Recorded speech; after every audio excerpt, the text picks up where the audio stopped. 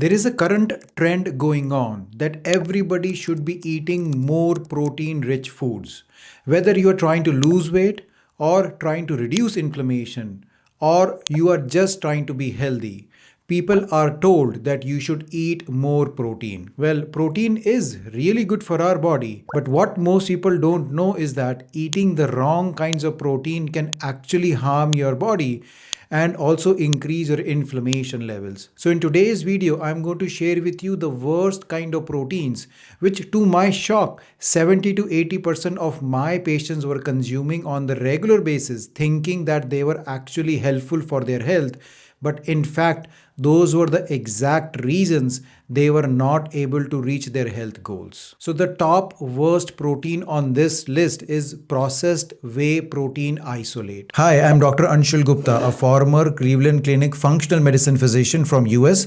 I help people improve their chronic diseases by making personalized functional medicine plans. A lot of people are told to include protein powders or protein bars. A lot of these are made from whey protein isolates. In fact, majority of the high protein snacks or food you see on the food shelves are made from whey protein.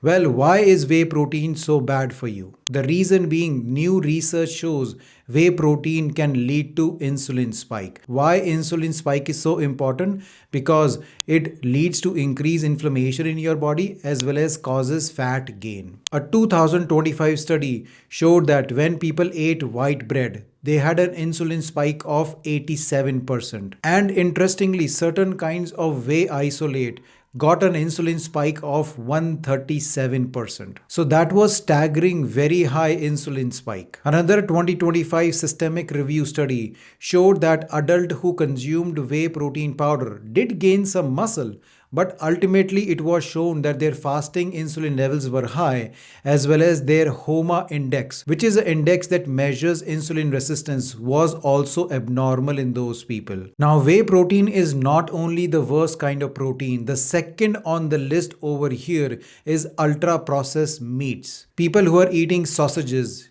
deli meat or bacons, those are highly processed meats. And again, research shows that this ultra processed meat, instead of helping in people to lose weight, they actually gain more visceral fat, which is the most dangerous fat around your belly area.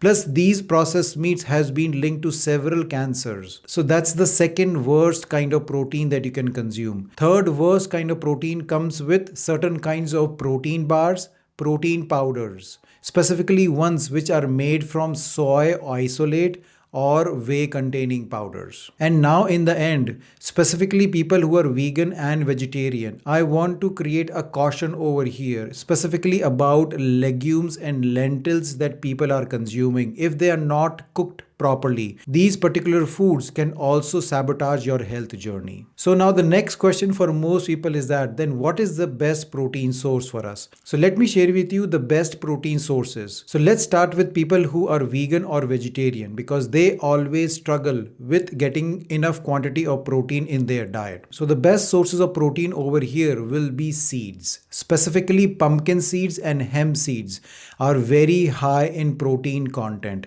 Plus, they are very low in carbohydrates and they have very high fiber content. What that means is that they do not lead to any insulin spike. Plus, the amino acid profile in these seeds are really good for vegan and vegetarian people. 2 tablespoons of pumpkin seeds is going to give you approximately 10 grams of proteins, while 3 tablespoons of hemp seeds is going to give you again 10 grams of proteins. So this is the easiest way if you are vegan or vegetarian to get your proteins in. The second good source of proteins is limited amount of properly cooked chickpeas and lentils. What it means is properly cooked is that you have to soak them for minimum 6 to 8 hours before cooking, and then you have to pressure cook them.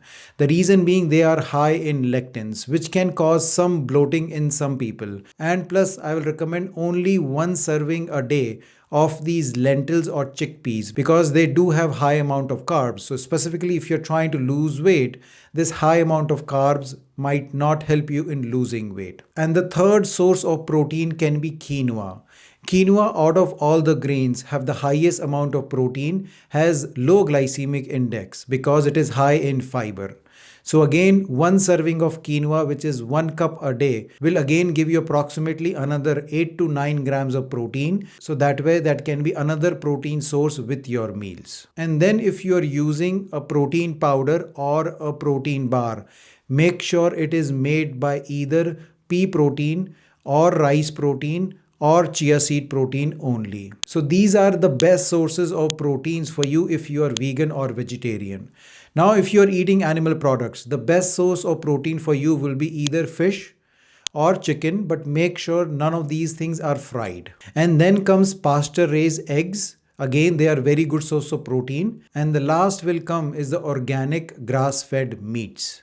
But again, make sure that none of these things are fried, because once you fried the meat, then you create trans fats which actually harm your body. The next question a lot of people have is that how much is the minimum amount of protein that I should be consuming on the daily basis? So the minimum amount is actually 1 to 1.5 gram of protein per kilogram of your body weight is what you should consume on the daily basis. So now you know exactly what are the bad protein sources which you might be consuming, and there might be the reason that you are not feeling healthy. Your inflammation levels are still on the high side, and plus you are still unable to lose weight. But the good part is that there are plenty of other protein sources which are both healthy as well as can help you in reaching your health goals. Please share in the comment section what is the main primary protein source in your diet that you are consuming on the daily basis. And I hope you like the information I shared in this video. If you did, please like and subscribe to my channel so you keep on getting this kind of information in the future with you also.